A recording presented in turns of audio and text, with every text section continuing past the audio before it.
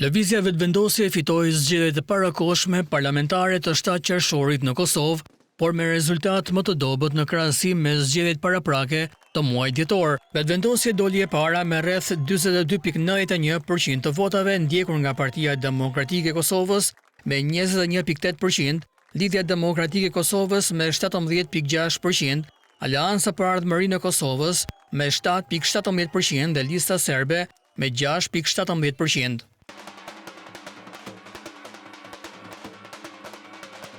Në festën e fitores, Kurti i parambështetësve në Prishtinë e cilësoi rezultatin zgjedhor si fitore të partisë së tij.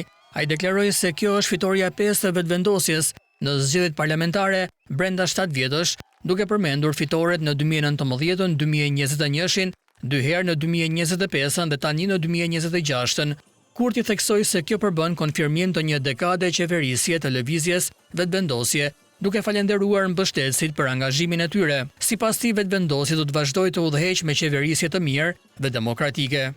Natyrisht që në javët vijim do të komunikojmë, do të takojmë e do të bashkëpunojmë me të gjitha subjektet politike të Republikës Kosovës, sepse ne e kemi para së gjithash e mbi të gjitha interesin publik, vullnetin e përgjithshëm dhe Republikën sovrane e të pavarur të Kosovës, të cilës i shërbej me devotshmëri.